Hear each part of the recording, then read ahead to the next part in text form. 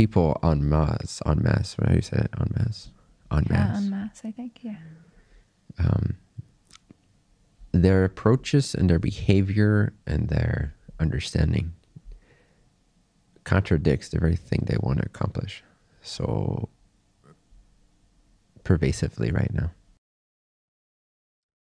that even though you're attempting to aid them in what they truly wish to accomplish in the world, within themselves, in their communities,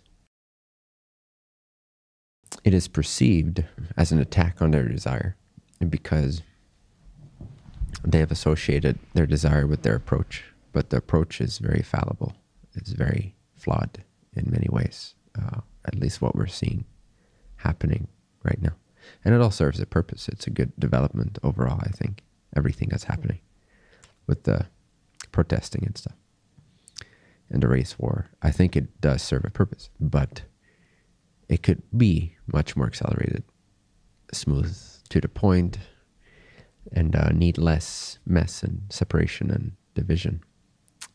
If people actually understood what they're trying to accomplish and then take the time to pause their need for emotional gratification, to actually consider their approach, and not only from a logical, physical standpoint, not from an emotional, social standpoint, but also inevitably from a metaphysical, vibrational, and spiritual standpoint, because you just see people take on the vibration of that which they oppose all the time. And I guess they just don't understand that that's not how it works. So it's like it's like fighting gravity in a sense, like fighting physics, metaphysics in this case, but it's still physics. Trying to defy laws and wanting to get to that desired outcome, but having a completely flawed approach because the physics are not understood. The physics of efficiency, the physics of how something can be accomplished. So yeah, how do you bring that awareness to someone who is so fixated on their emotional gratification and they associate that with the end result they actually desire, and they don't see the separation between those two topics? And this is what I call, in this context, true courage, as opposed to acting on your need for emotional gratification and considering that to be courageous. I say that's not courageous. It's actually quite weak-minded. What's so important to realize is that if we want a certain result, and we're really clear that we want that result, then we have to step out of our bubble, and our need for gratification needs to be paused. That takes courage, takes faith, takes patience, takes self-control, takes the ability to resist certain temptations. And we need to actually consider, do we want the outcome? Do we actually really want the outcome, or do we want the emotional gratification? Because 9 out of 10 times, the emotional gratification opposes, contradicts, obscures, slows down, postpones the actual result that people say they're all for. So they claim they're for this, they claim they're for equality, but the way to go about it is satisfying emotional gratification, the need for it, to a fault, shooting themselves in the foot, because there's no breathing room, there's no pause, there's no reflection, there's no consideration. Do I really want that outcome? If I want it truly enough, then I must investigate every aspect of my approach, including my need for emotional gratification, recognition from other people, acknowledgement of my pain, and all that. That's all emotional gratification. I understand the tempting nature of it, but we have to, if we're serious about the outcome being true and pure, then we have to purify ourselves in the process. And I just see people refusing to do that and still expecting the outcome that they are opposing in their very own state of consciousness and vibration. And it just goes against all the metaphysical laws that I've become familiar with. So it is like seeing humanity shoot itself in the foot. And what do you think causes the need for the emotional gratification?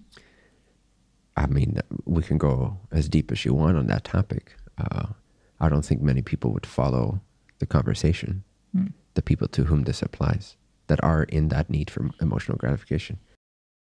Because they don't have the attention span at this point, most of them anyway, to go that deep into the investigation, which would lead to the solution they actually desire. But we have a lot of self-defeating patterns, and we're addicted to that cycle. We've gotten used to that cycle.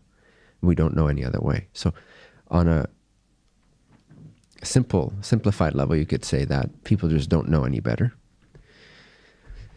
And therefore they act on that need for emotional gratification.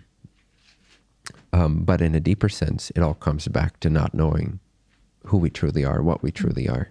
So it is all about true self-knowledge, true self-awareness. It comes back to spiritual awakening.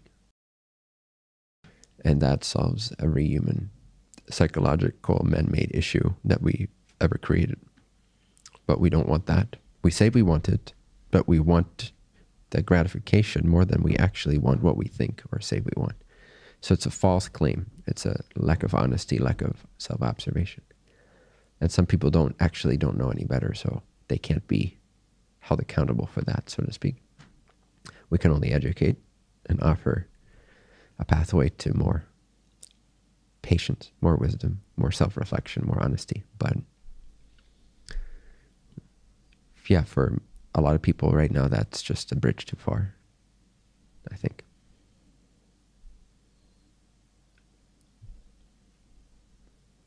It would require too much sacrifice of their engagement in the emotional, energetic momentum of needing that fix, needing that gratification, needing that recognition of people's pain and all that stuff. And it's just so much easier to find scapegoats and to find oppressors and to blame other people in other circumstances for our state of being. It's just not the way to liberation. It never will be, ever, never has been, never will be. But it could be a baby step on the way to waking up. Yeah, if they could only have a taste of what it feels like to know yourself, then they will feel it's better than emotional gratification. Right. Then they know it's a reality. Then they know that's a possibility. Mm-hmm. If you don't even have that in your vision as one of the possibilities, you don't know it exists. You don't know what I'm talking about.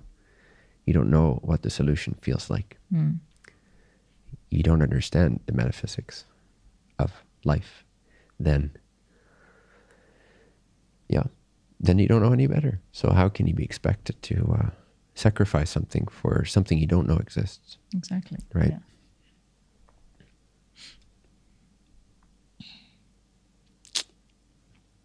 C'est la vie.